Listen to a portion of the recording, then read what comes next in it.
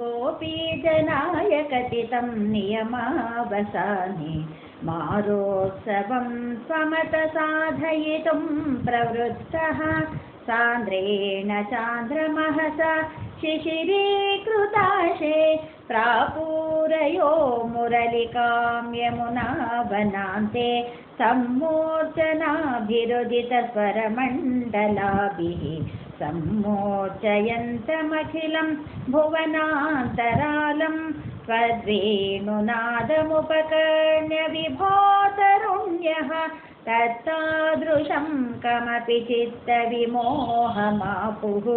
तागेह कृत्य निरतास्तनय प्रसक्ताः कान्तोपसेवनपराश्च सरोरुहाक्षः सर्वं विसृज्य मुरली प्रवमोहितास्ते कान्तारदेशमयि कान्ततनो समेताः कासिन्निजाङ्गपरिभूषणमादधानां वेणो प्रनादमुपकर्ण्य कृतार्धभूषाः स्वामागता ननु तथैव विभूषिताभ्यः तायैव संरुचिरे तव लोचनायां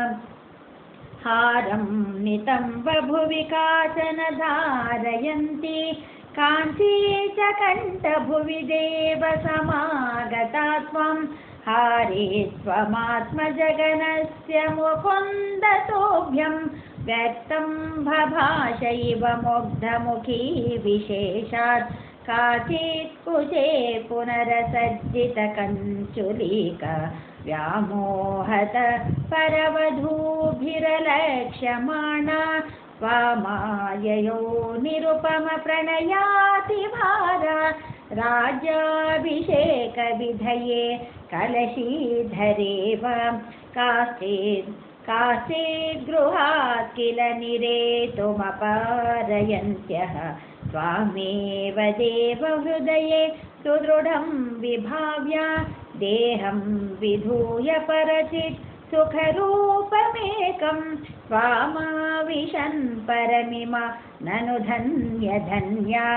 दराजारात्मना न परमात्मतया स्मरन्त्यो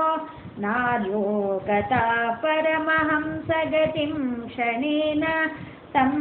त्वां प्रकाश परमात्मतनुं कथञ्चित् चित्ते वहन्नमृतमश्रममश्नुमीयम्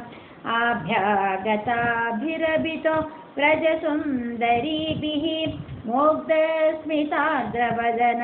करुणावलोकी निस्सीमकान्तिजलदे तव मेक्षमाणो विश्वैकहृद्यहर मे पवनेश रोगान् विश्वैकहृद्यहर मे